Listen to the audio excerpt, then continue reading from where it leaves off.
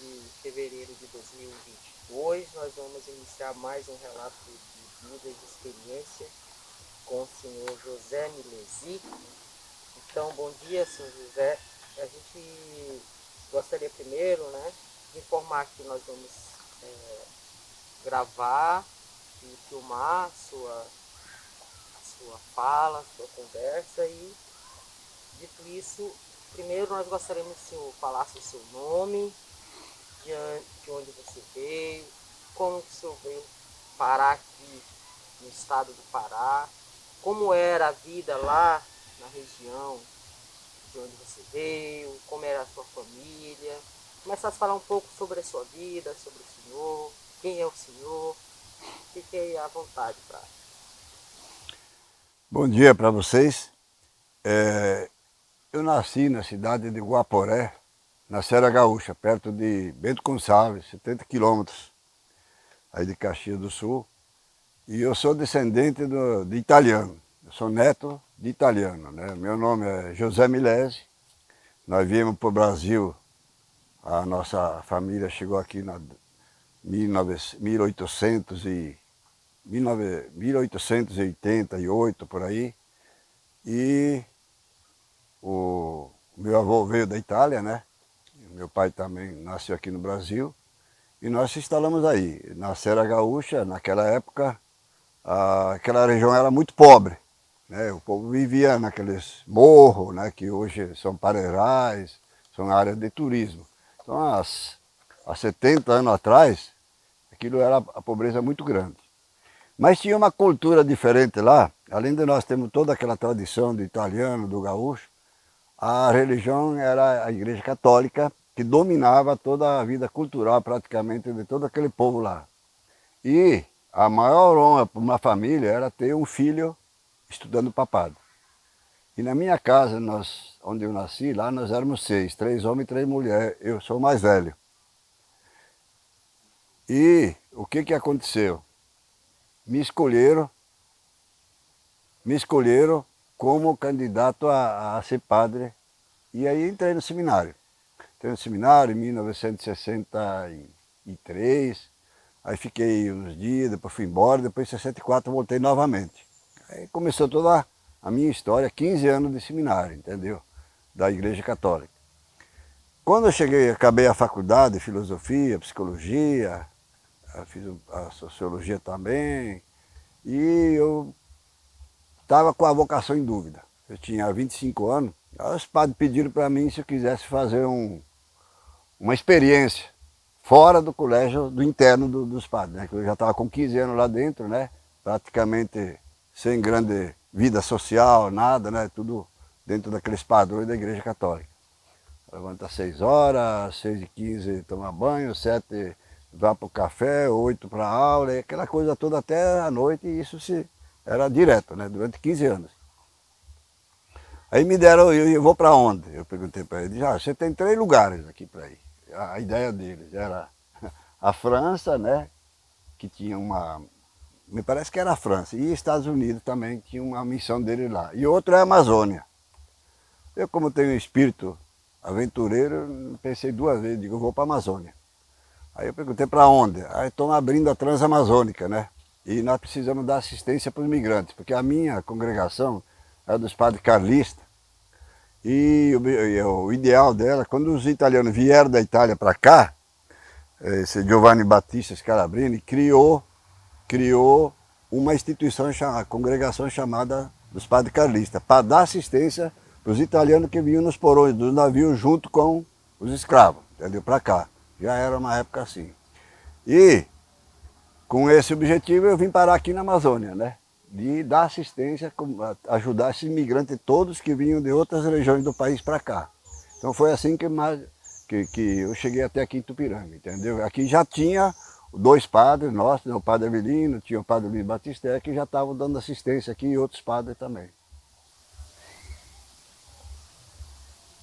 Aí, chegando aqui, o senhor já... Como é que você fez para se inteirar na região? Qual era, assim, o que mais chamou a sua atenção assim que o senhor chegou aqui? Olha, o que aconteceu comigo, Foi o seguinte, quando eu acabei a faculdade, eu estava com a minha cabeça um tumulto só, né? Entendeu? Por causa da filosofia, por causa de sociologia, psicologia. Eu estudei muito a igreja a história da igreja católica, né? Então tinha toda essa questão da igreja católica, de celibato, né? Pobreza, castidade, obediência. E quando eu cheguei aqui, que eu desci aqui em Tupiranga, eu vi que a vida era totalmente diferente, né? Então, eu comecei logo. A primeira coisa, com 30, 60 dias que eu estava aqui, já estava fazendo reuniões com colono, de reforma agrária, de bronca com fazendeiro, aquela coisa toda já estava no fogo aqui, né? Aqui em Tupiranga não era muito, mais era a PA 70 e a PA 150 ali, Redenção, Xinguara, que era um dos lugares que eu também devia ter ido, mas não me colocaram aqui em Tupiranga e eu fiquei aqui. Então começou a luta da Transamazônica, né? Os padres, primeiro ano, 78, os padres foram embora, me deixaram sozinho aqui, entendeu? Eu tinha uma autorização do bispo do Alano de Marabá para batizar, casar, enterrar os defuntos, distribuir comunhão, essas coisas todas, entendeu? E eu comecei isso aí em 78. Em 79 chegou o prefeito atual daqui, né, que é o Benjamin Tasca, que também veio para cá com o mesmo objetivo. E nós começamos todo esse trabalho, né, das comunidades eclesiais de base aqui na Transamazônica. E essas comunidades eclesiais de base, uma delas, das primeiras, foi justamente a do Marinho, entendeu? O irmão dele foi até vereador depois. Nós começamos com eles aí o trabalho de conscientização política, né? Porque a gente viu que aqui essa colocação dos colonos aqui foi uma ideia do regime militar. Eles tinham dois objetivos. O medo que os militares tinham era, primeiro, da invasão da Amazônia por trás aqui da Venezuela, da Bolívia. Eles tinham medo que tomasse conta os americanos, sei lá, quem viesse para cá para tomar conta. E nós não tínhamos brasileiro aqui a não ser os nativos, né? Que eram os índios e alguma população ribeirinha. E o segundo objetivo deles era esvaziar os movimentos campesinos, né, dos colonos, do sindicato, que tinha no Nordeste, no Centro-Oeste e outras regiões do país, e colocar tudo aqui dentro, para esvaziar o movimento lá e defender o território brasileiro aqui, entendeu? Colocando gente, que depois veio também lá para o Mato Grosso, subiram por lá também na Cuiabá, Santarém, aquela região lá. Então foram os dois objetivos dele. E colocaram esse povo daqui na marra praticamente, né? Chegava aqui, despejava aí, né? Dava 20 lotes, 20 arqueiros de terra para eles, uma motosserra, um pouco de gasolina, colocaram a Coab aqui, fizeram as agrovilas, uma está aqui em Tupiranga, né? Que é a agrovila José Castelo Branco, né? Bem aqui na entrada. E esse povo ficou aí jogado à deriva, né? Então a Igreja Católica teve um objetivo, teve um momento histórico aqui muito importante, né? Para dar assistência tanto psicológica, religiosa, de família. E aí foi difícil, entendeu? Foi muito difícil, porque não tinha assistência médica, não tinha assistência, a educação era fraquíssima, entendeu? Quase não tinha nada de educação, e o pessoal já vinha expulso das outras regiões, né? Nordeste, Centro-Oeste, toda aquela região lá. Eles já chegavam aqui delimitados, bem fracos, né? Muito fracos. E chegavam aqui e eram jogados dentro dessas matas aí, e aí entrou a malária, que foi o maior desastre que aconteceu aqui, foi a malária, né? Eu cansei com as irmãs que estavam aqui, de carregar a gente, todo dia era 40, 50, 60 casos de malária. Eu mesmo já peguei várias vezes, entendeu? Farcípulos, ou Vivax, e a cloroquina era o que comia naquela época lá, era só isso que tinha. E a gente vivia aqui no meio desse inferno, né? Eu falo inferno porque era uma luta terrível. Mulher, eu cansei de carregar mulher gestante nas costas, no meio dos atoleiros, de todo jeito. Fiz parto nessa Transamazônica, carreguei morto, carreguei, e as madeireiros vinham, tombavam os caminhões, o pessoal vinha de carona em cima e ficava embaixo das toras. Isso aí foi não dá para enumerar tudo, né? Porque são muitos anos, né? São Hoje estou completando 44 anos, né? O senhor veio sozinho? E família? Como que foi a constituição? Ah, minha família aqui é uma consequência do desenvolvimento da região, né? Então, a minha mulher é goiana, né, de Jussara. Ela chegou aqui, já foi prefeita também, né? Ela chegou aqui com os migrantes que vinham para cá, né? A família chegaram aqui, se colocaram aqui dentro, né? E compraram um pedacinho de terra, com um pouquinho que eles tinham lá, venderam e vieram para cá. E aí começou a nossa história, entendeu? Em 1981, entendeu? E eu cheguei aqui dia 24 de janeiro de 1978, entendeu?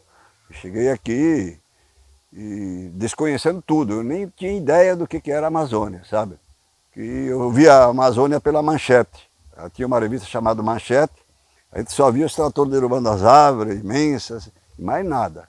Não tinha mais informações, era apenas que estava sendo construída essa... E imigrantes para cá, e nós tínhamos que vir aqui para batizar, para casar. Só que quando eu me deparei, aí eu criei a consciência social.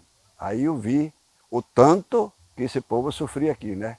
O tanto que esse povo aqui foi usado para atender dois objetivos do regime militar. Um, a defesa da Amazônia, e outro, esvaziar os movimentos de sindicalistas que tinha nas outras regiões do país.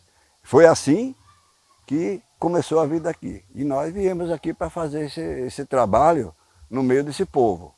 E tanto que a Transamazônica era a Transamargura, era a Transamazônica do Sofrimento, era horrível isso aqui, entendeu? Eu me lembro mesmo quando eu fui prefeito aqui, me elegi prefeito em 82, eu não tinha nem uma enxada para capinar ao redor da prefeitura aqui, entendeu? Começamos na marra. E imagina os atoleiros que dava aqui. Eu atendia Nova Ipixuna também, passava 2 dias para chegar em Nova Ipixuna. Então, esses colonos, hoje não resta acho que nem 0,5% daqueles que chegaram aqui. Que a maioria se esfacelou, morreram, foram embora, foram assassinados, a malária matou, não teve... Pouco, aqui na Transamazônica tem um aqui, o João da Sabina. Aqui ele é histórico ainda, se vocês forem lá com ele, ainda ele conta alguma história, entendeu? Mas são poucos aqueles que ainda sobrevivem aqui, entendeu? Já renovou tudo, né? Por ser uma região construída por imigrantes, enfim, como é que foi a relação de vocês nesse processo de interculturalidade, de muitos fluxos culturais, muitos povos, pessoas de vários estados?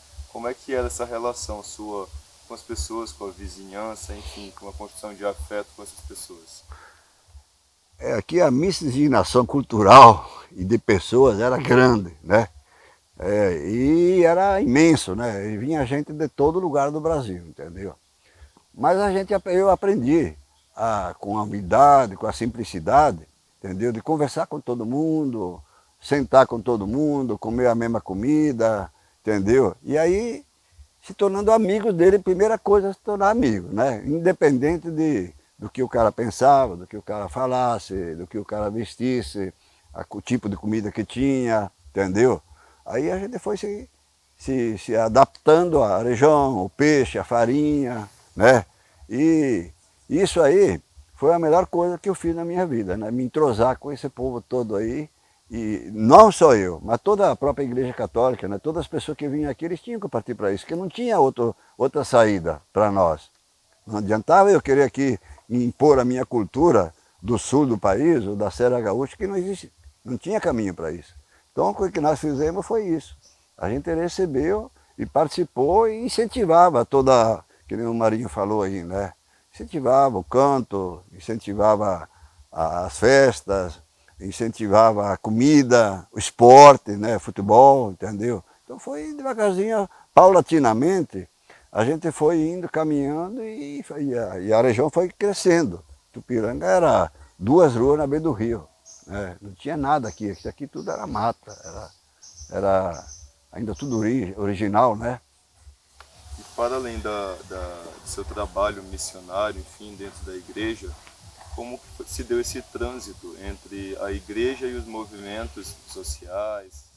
Ali, Isso aí que é justamente o momento mais difícil que eu passei, entendeu? Que enquanto eu estava na igreja, cumprindo as ordens da Igreja Católica, que era batizar, casar, fazer reuniões, mas sempre tinha a parte social. Desde o começo, eu comecei a falar do regime militar, falar da reforma agrária, falar do direito do cidadão, todas essas coisas aí, entendeu?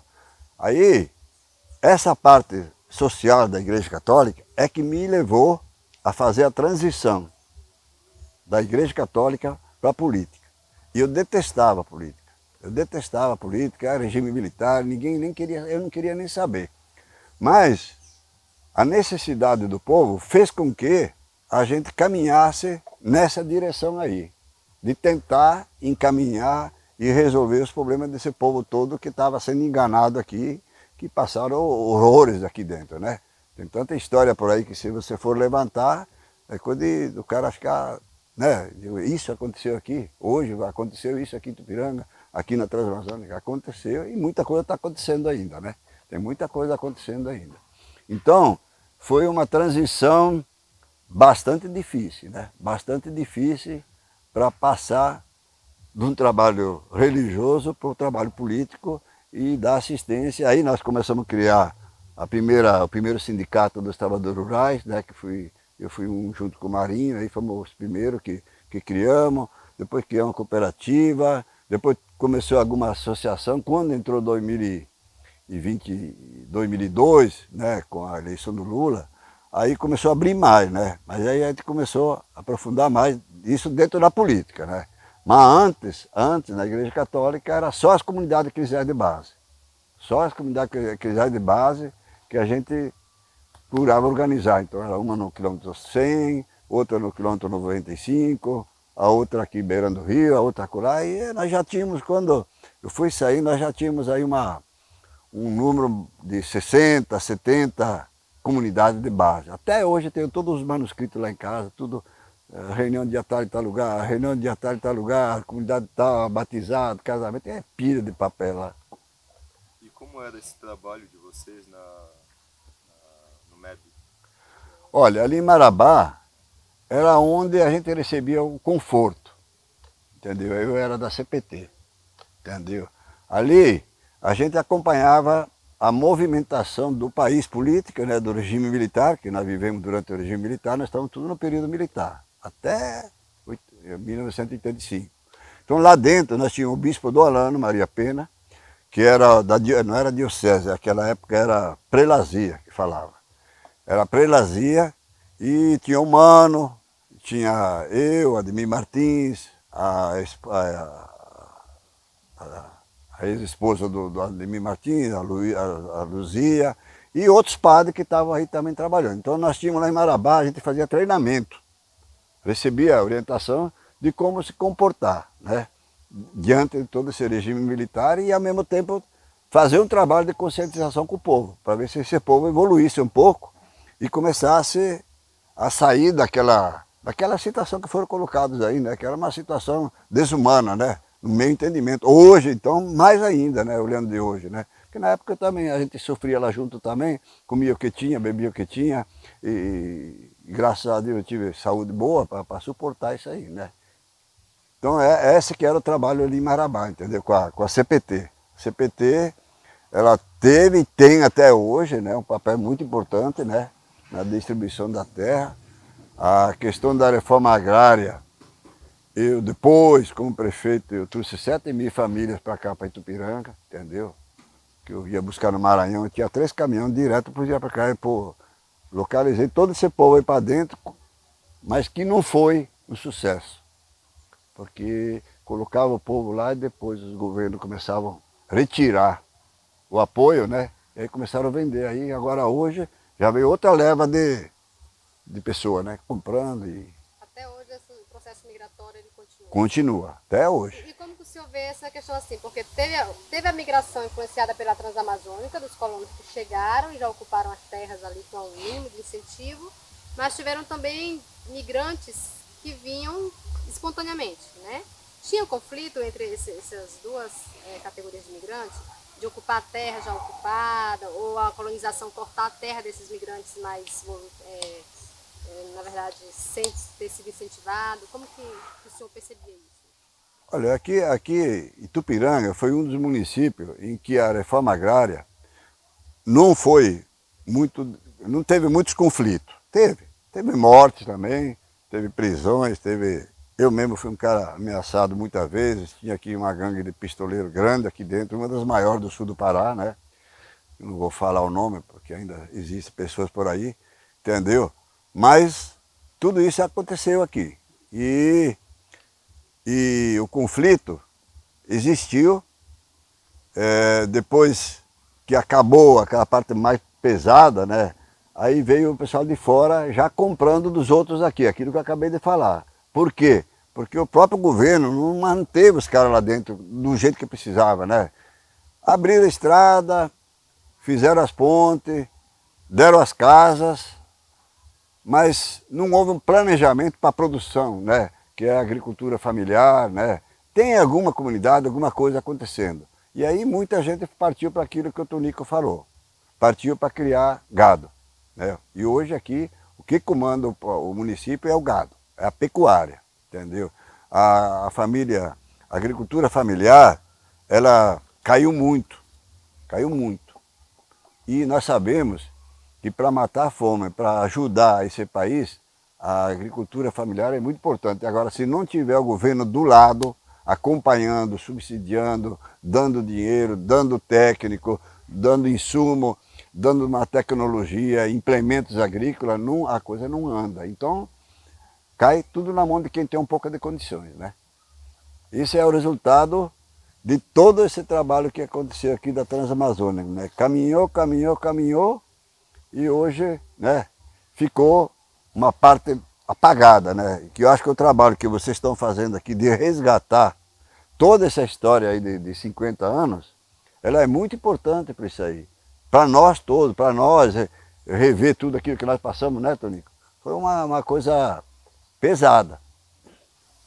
Acerca da sua fala sobre ameaças, enfim, a partir do trabalho, da migração do trabalho missionário para o trabalho dentro, de fato, dos movimentos sociais, como é que vocês lidavam com essa sensação de insegurança? O senhor, imagino, já tinha sua família, e como é que era essa relação com o medo, com a insegurança de estar vivo, de ser assassinado?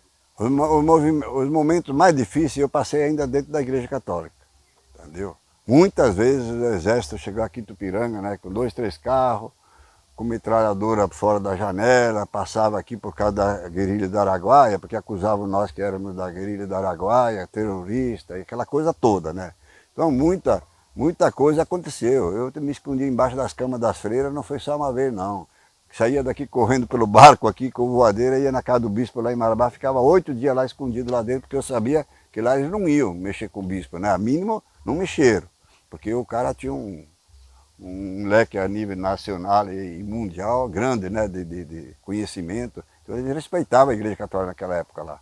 Então foi a Igreja Católica me salvou de até morrer, entendeu, naquela época lá. Não só eu, como outros companheiros nossos, que também ele estava colocando, né, se a gente achava um jeito, né, aí recuava, quando acalmava a gente voltava de novo, fazia as reuniões, participava, orientava o povo, entendeu? Sempre foi assim, aquele atacava, recuava, que nem uma guerra, né? Tem batalha que você tem que se afastar, né? Para poder sobreviver. E por falar em afastamentos, naquele período em que terminou a guerrilha e que a igreja continua ali, a organização dos trabalhadores no apoio a essa questão da mobilização em torno do direito à terra, houve casos, existiu algum caso de trabalhadores rurais, de camponeses, que não se aproximou da igreja ou dos movimentos sociais com medo dessa presença militar ainda? Com certeza, minha amiga. Teve dificuldade na organização? A maioria do povo tinha medo, não tenha dúvida nenhuma. Nós mesmos, que éramos líderes naquela época que estavam aí, que nem estou te falando, a gente tinha momentos que avançava, né? E tinha momentos que tinha que recuar para não engrossar o caldo, porque eu sempre pensei assim, é melhor um um herói, que né, a gente dizia, né, um herói vivo, lutando, ou covarde numa certa altura, do que um herói morto, porque nós precisávamos dar continuidade a todo esse trabalho aqui. Então você tinha que esse é o pensamento que nós tínhamos naquela época, lá um mínimo um grupo, né? Porque não adiantava chegar que ele fez o Paulo Fonteles. Paulo Fonteles foi um desses, cansei de tomar cachaça com ele aqui na beira desse Tocantins, dentro do rio Tocantins e ele, entendeu? Horas e horas conversando sobre teoria, sobre militar, reforma agrária, todos esses problemas aí. Mas só que ele era usado demais. Ele ia muito de frente e que acabou morrendo, né? Acabou morrendo, podia estar vivo hoje aqui, contribuindo com... É uma crítica que eu faço para nós mesmos, né? Naquela época. Não sei se eu estou certo ou se eu estou errado. Só que eu continuo ainda aqui trabalhando, né? Fazendo o que eu posso em favor desse povo, né? Mas era difícil aquela época lá, muito difícil. A gente vai só dar uma parada agora por conta do carro. E aí, que vocês... Tá bom assim? Tá bom? Assunto aqui tem muito, né? Agora a gente tá entrando no carro aí. Pode... Tá fazendo essa propaganda. Ah, é o menino.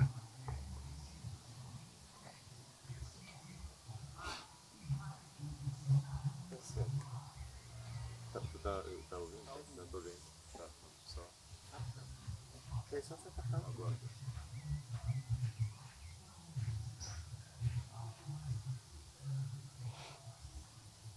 Aquela pergunta que vocês fizeram para o Tunico ali, primeiro, o que vai acontecer daqui para diante? O que vai acontecer? Essa que é a grande interrogação, né? Entendeu? Vamos dar continuidade, Carlos. Ora. Acerca da sua vida, ainda sobre a sua vida política, quais organizações sindicais ou partidárias ou ações comunitárias, enfim, o senhor encabeçou, o senhor esteve dentro? O senhor pode contar um pouco, assim, falando pontualmente do nome de partido, de organizações? Antes, se o senhor puder falar um pouco mais, por que o senhor se preocupou com essa questão social e essa questão política? Pudesse dizer as motivações, né? Que levou o senhor a olhar essa realidade e ver que poderia fazer alguma coisa. Até o ano de 1975, que eu fiz a faculdade lá de filosofia, psicologia, lá na Avenida Vicente, ali perto do posto do Museu Ipiranga, ali em São Paulo, entendeu? Ali com os padres calistas aí no Instituto Cristóvão Colombo. Eu fui lá até esse dia só para rever o prédio lá, como é que era.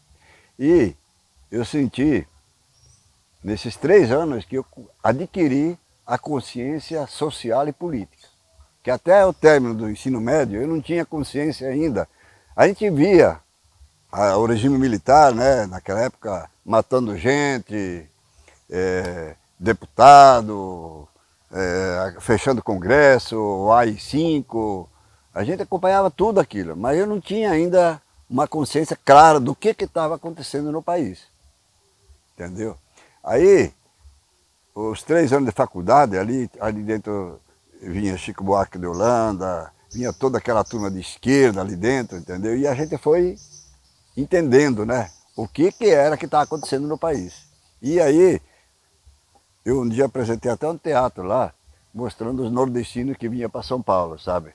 Eu e uma retirante, eu era retirante e ela também era uma universitária, fizemos um teatro sobre isso aí. Foi a primeira vez que eu comecei a entender o que estava acontecendo, entendeu? Aí, na universidade, ela mostrava claro as coisas, né? O regime militar, né? Todos esses caras que estavam sendo presos, que tinham sido presos, que estavam falando conosco também, outros estavam exilados, né? Então, o Lula lá no ABC sendo preso, eu trabalhava nas comunidades eclesiais de base de São Paulo, lá também 3 anos trabalhamos, fazendo as comunidades nas favelas que iam do Nordeste para lá procurar emprego. Então, desde lá que a gente vem acompanhando tudo, entendeu? Vem acompanhando toda essa história da passagem, né, do regime militar para a democracia, né, que temos hoje, que não é completa ainda, mas que está caminhando, entendeu? Para isso e vai avançar. Então a gente a partir disso, eu fui entendendo o que era a vida social, né? E o que eu devia fazer, né? O que eu podia fazer para esse povo. E também a organização, né? E aí foi um passo para ir para a política. Porque a gente via que o poder estava dentro da política. Eu, quando entrei na prefeitura, eu achei que chegava lá e podia fazer tudo, cara.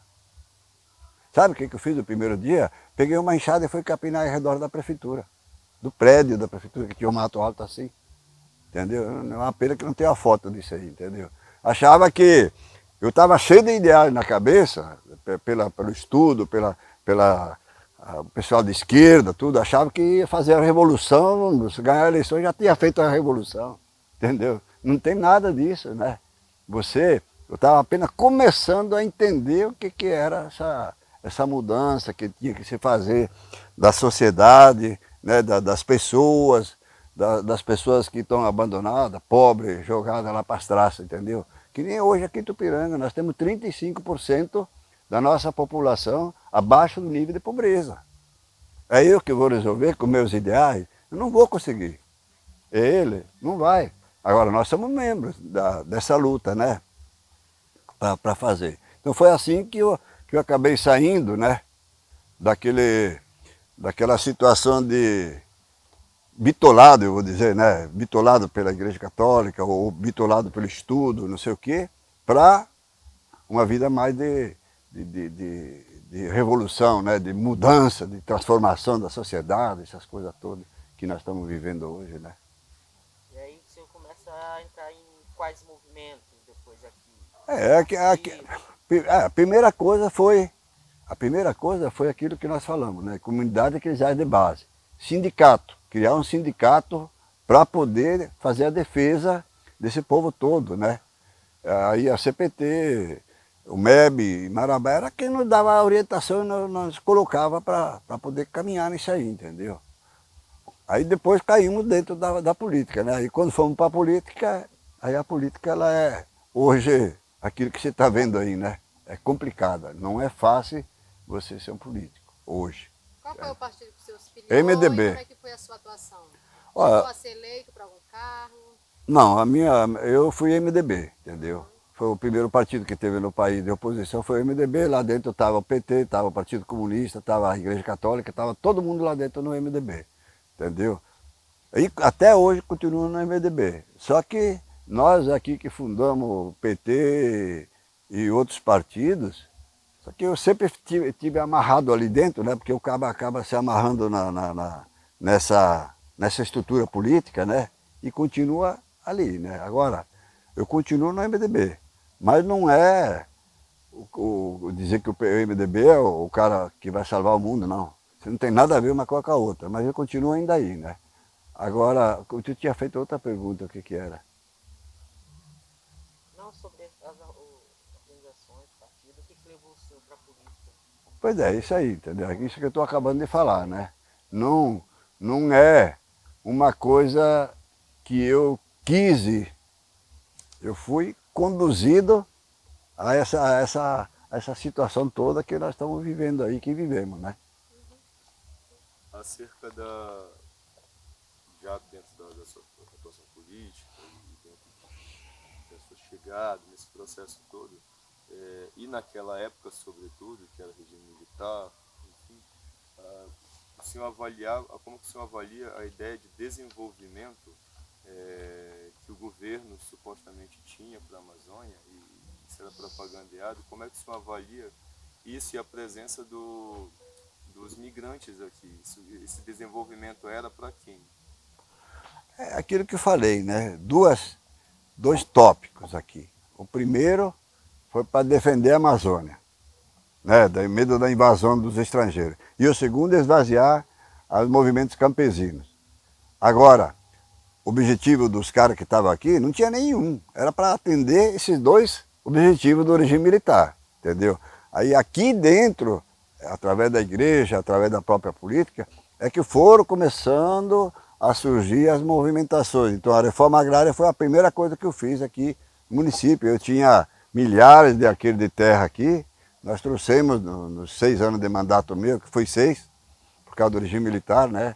foi adiado mais 2 anos, nós pegamos 6 anos no primeiro mandato, nós pegávamos os colonos que estavam na beira das estradas aqui do Maranhão, a maioria maranhense, que eram expulsos das terras, e a gente puxava para cá e colocava, dava um lote aqui na cidade e um lote lá dentro, entendeu? Foi assim. Nós sentamos mais de 7.000 famílias, tinha 3 caminhões direto puxando gente. Mas tudo de uma maneira bastante desorganizada, porque não tinha apoio do governo, que era militar. Era militar. Eu falava para a turma, vocês estão fazendo o que aqui na beira? Eu lá ia na beira das vilinhas lá mesmo falar com ele. Vocês estão fazendo aqui? Ah, eu quebro coco ali, outro eu trabalho na diária aí, mas vocês não querem terra? Vocês querem a terra? Nós temos lá. Só que é desse jeito. Sem apoio, sem estrada, sem nada. Depois que a reforma agrária veio, começou a dar atendimento, entendeu? Então esse foi um dos primeiros objetivos meu como prefeito de Itupiranga, entendeu? Foi justamente colocar esse povo que não tinha terra dentro da terra que era do governo, entendeu? Era terra do governo aqui, por isso que não deu muito conflito. Já as outras áreas aqui, a PA 150, a PA 70, as terras já estavam tudo tomadas por grandes fazendeiros, a maioria, né? E aqui não, nós conseguimos segurar a terra para o nosso povo, entendeu? Agora hoje já está havendo mudança, está havendo.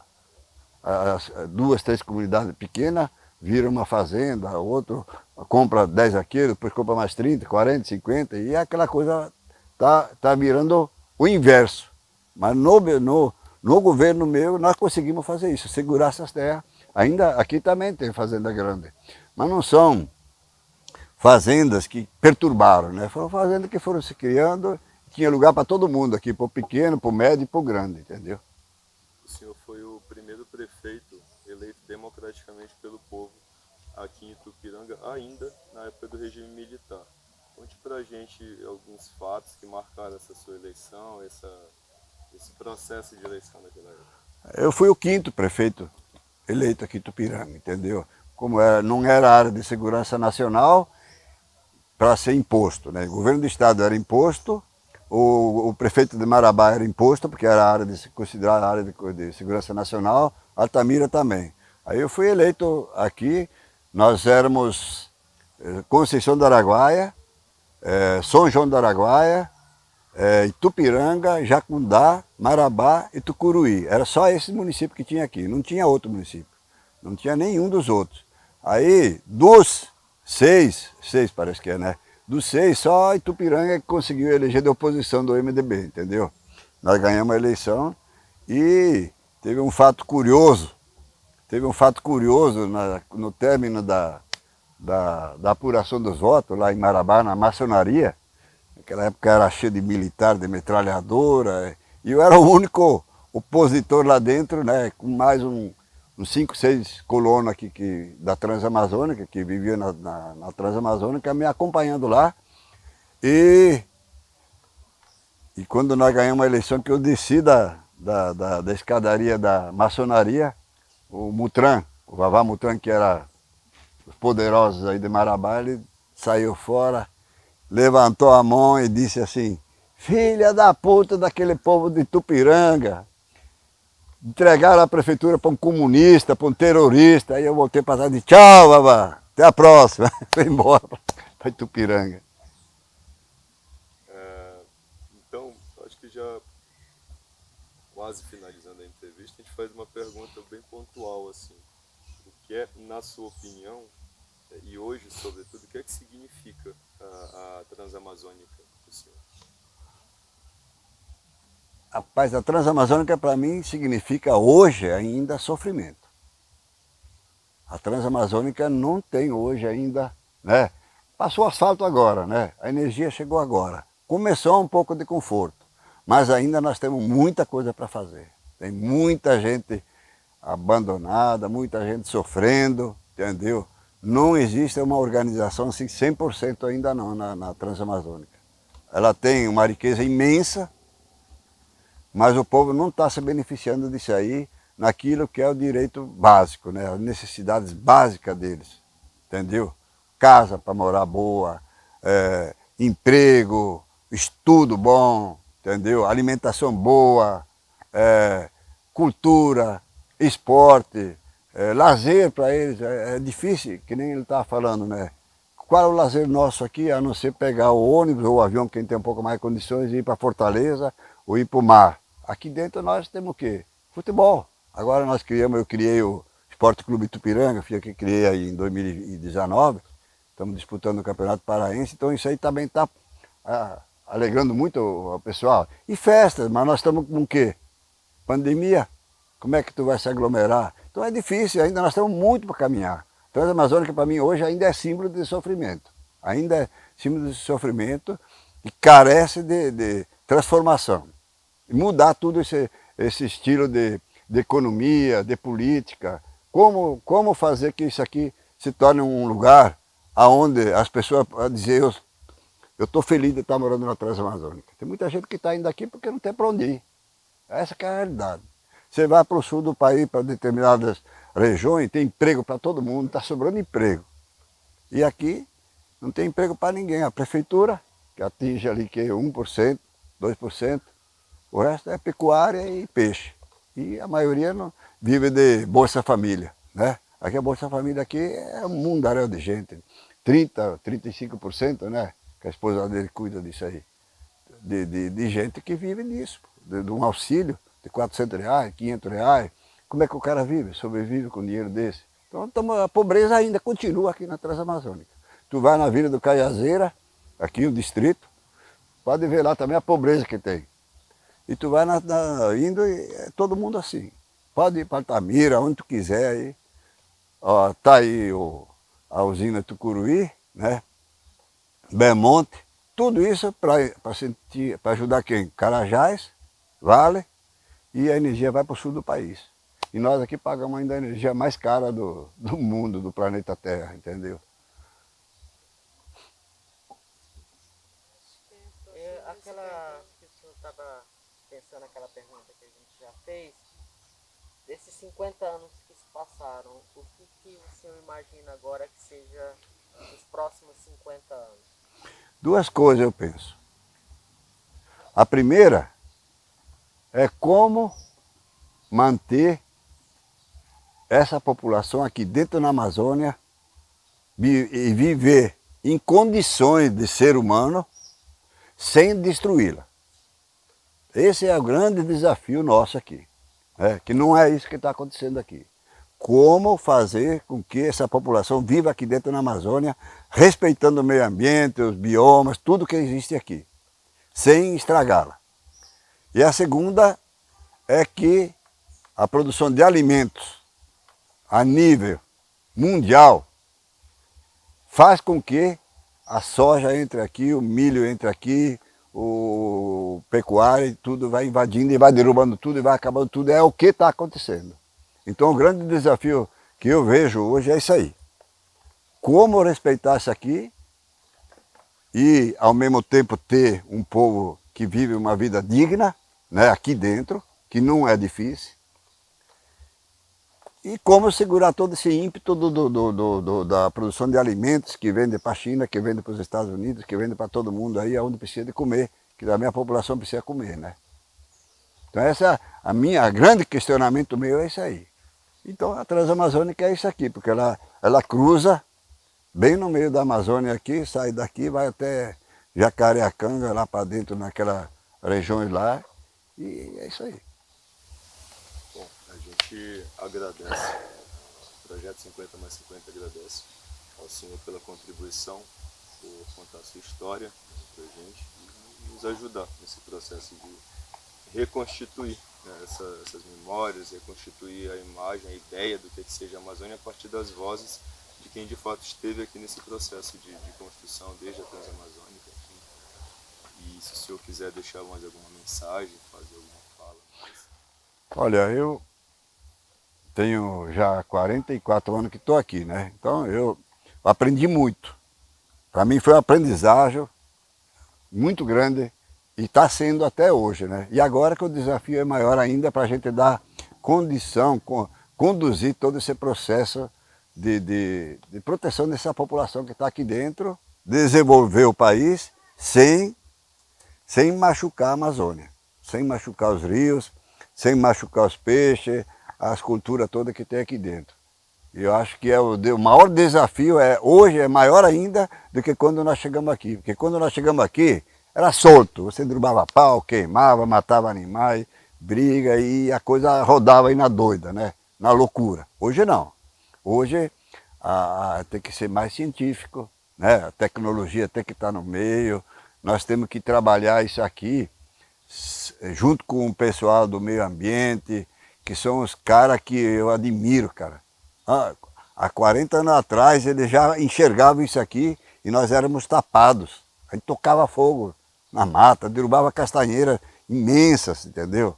Hoje eu como castanha em cá porque eu plantei em 92.